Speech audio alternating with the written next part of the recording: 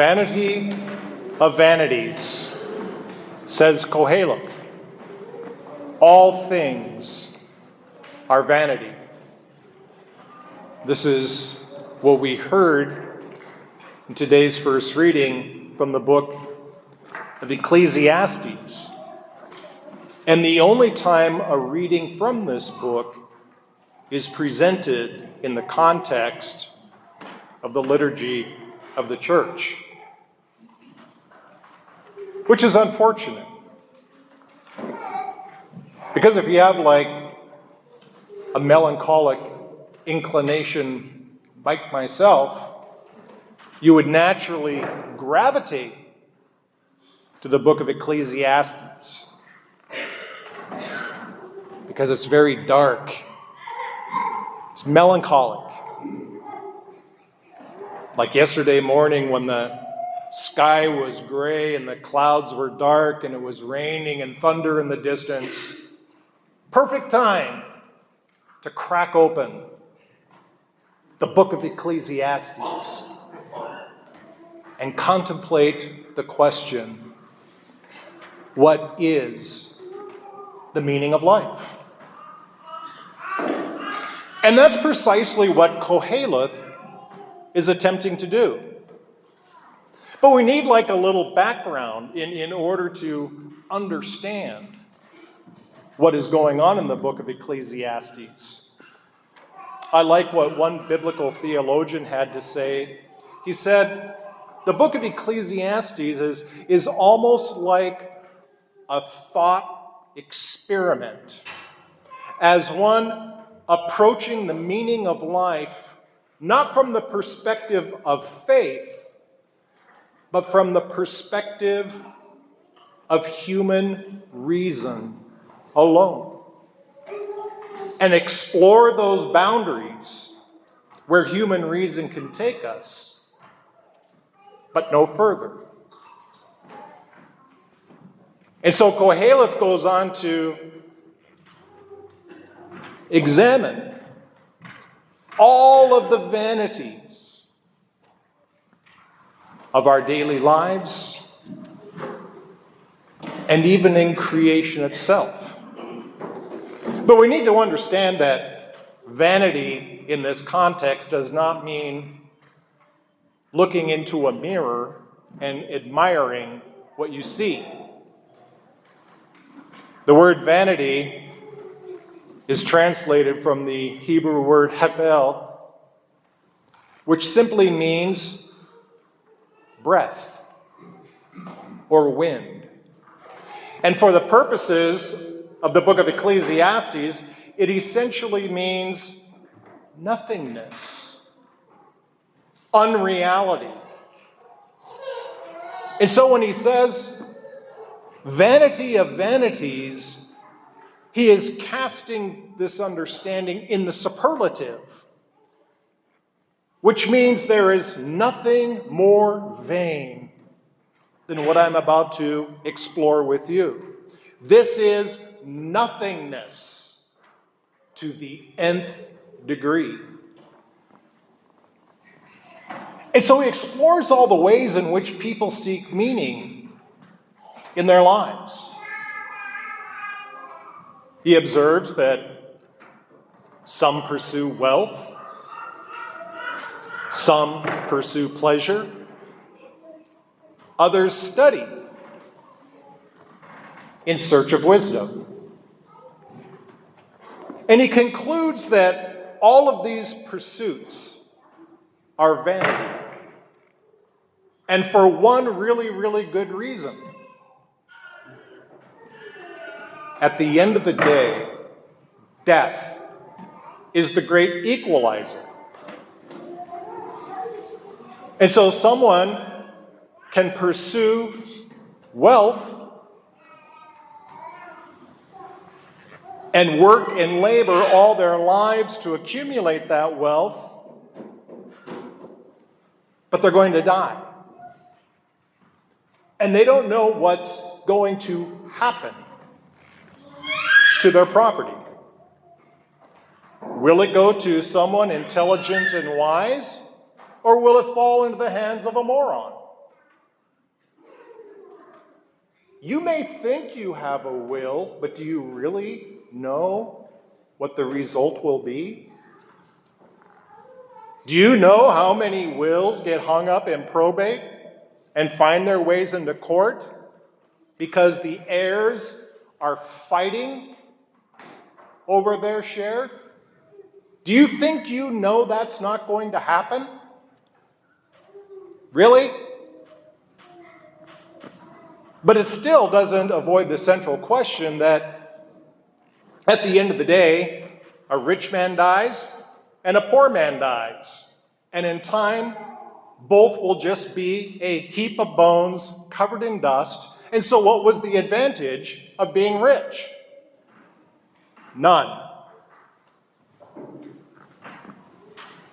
What about a person who pursues pleasure and has spent their life satiating their senses as compared to an ascetic? Someone who moderates their use of creature comforts. They live an austere, disciplined, and moderated life. They both die. So what was the point of a disciplined, moderated life? Doesn't appear that there was one. Smart people and morons both die. They do. So you spend your whole life studying, accumulating knowledge and wisdom, and applying that knowledge and wisdom to the manner of your life to live a life of flourishing, as you would see described by our good friend Aristotle. But what advantage is there to that? Because smart people and morons both die. Wisdom cannot save you from the grave. And the book goes on and on and on and on, touching on all of these themes. How pointless everything seems. We are, as it were, those hamsters in a wheel, running and running and running. But we end up nowhere. And so he asks, what's the point? And see, this is what's astonishing about the book of Ecclesiastes. Because it pushes the question so far as to bring one to the brink of despair and just leave you dangling without the answer to the question. Like I said, this book, it's very dark. It's very melancholic.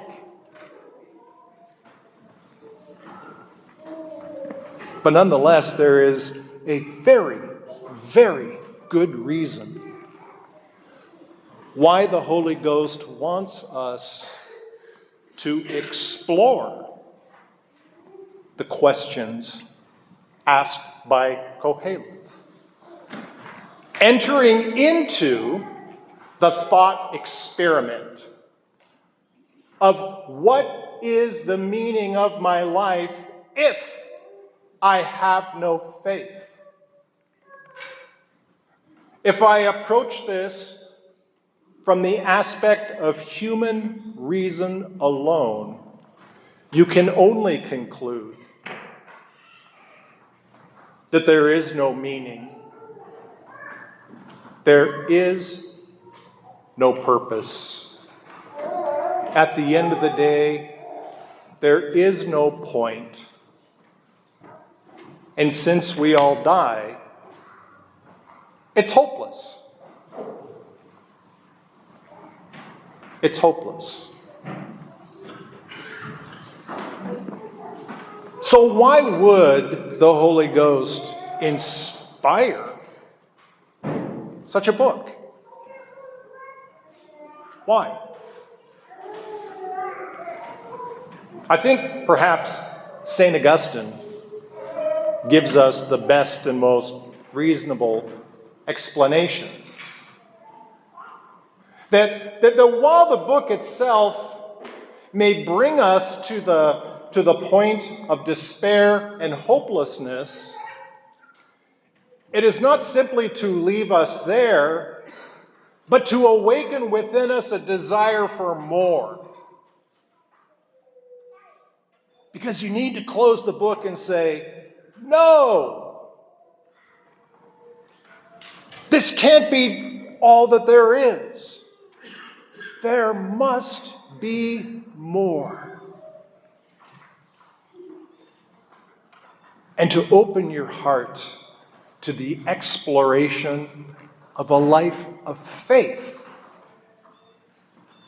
that gives meaning and purpose to our lives and fills us with a holy hope.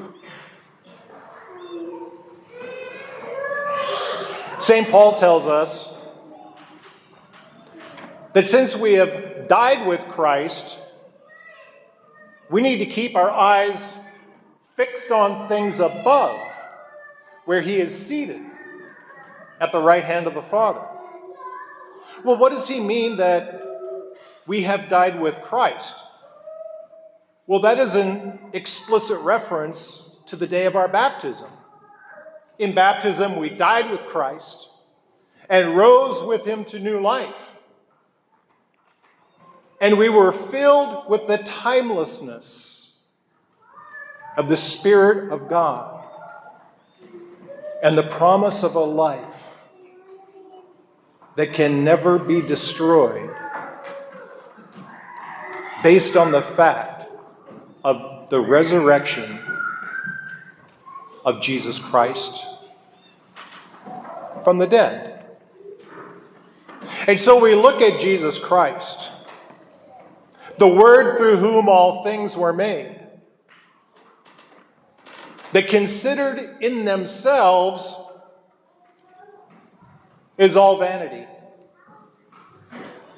Unless, of course, we study him, seek to know him, strive to love him. The Word that became flesh and interpreted for us, literally in his own body, what it means to be human, and where and how we can find meaning and purpose in this very mundane, repetitious world in which we live. To jump out of the hamster wheel and start to explore the riches and the depth, the beauty of our Catholic faith.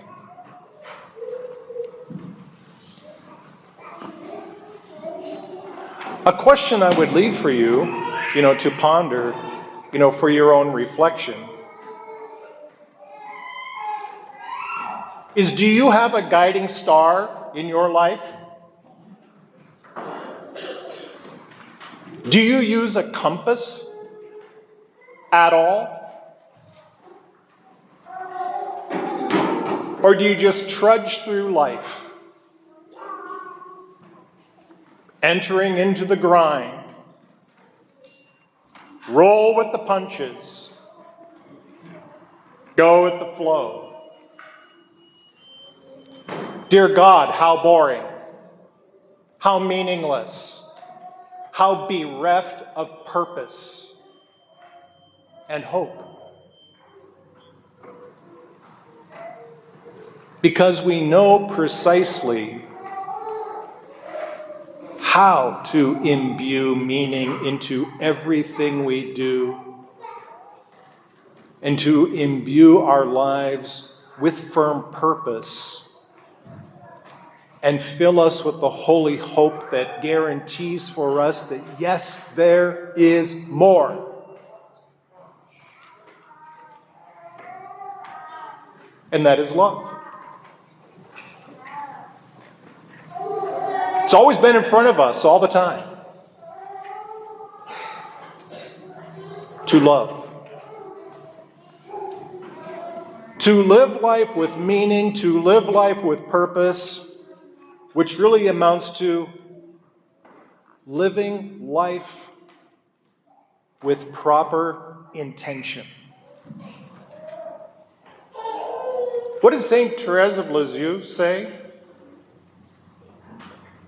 Oh, if only to pick up a small pin off the floor for the love of God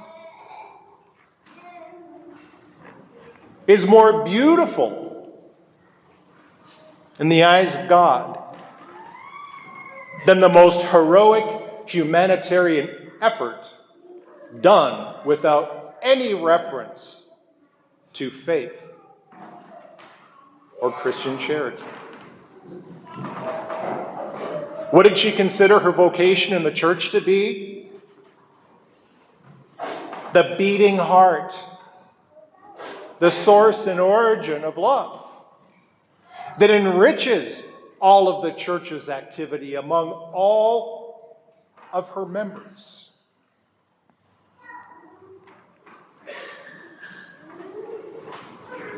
And so when we come back to that guiding star and to that compass, we need to be very, very sure that everything we do is done with proper intention,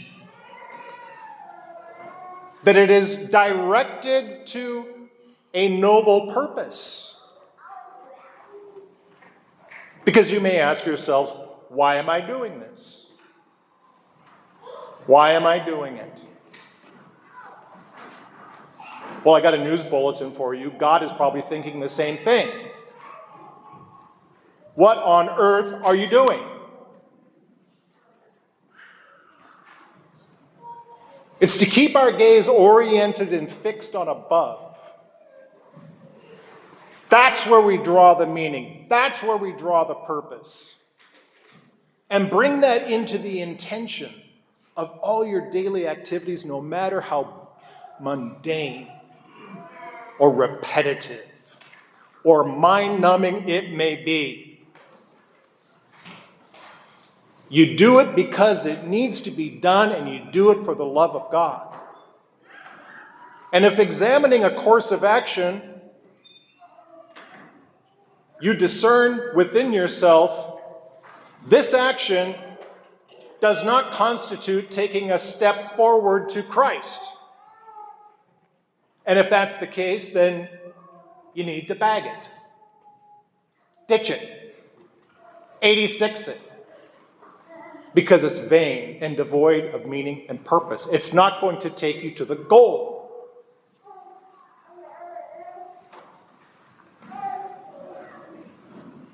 And so it's at the end of the day,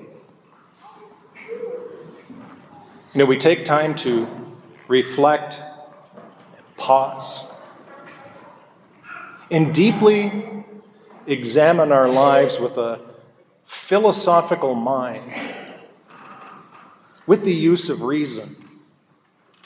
And let it take you to the point it can take you no further beyond, so that you can ask the question, what am I doing? Where is faith absent in my life? And making me deep down, if I think about it, hopeless. And I think you're going to discover that it has everything to do with the intention of love.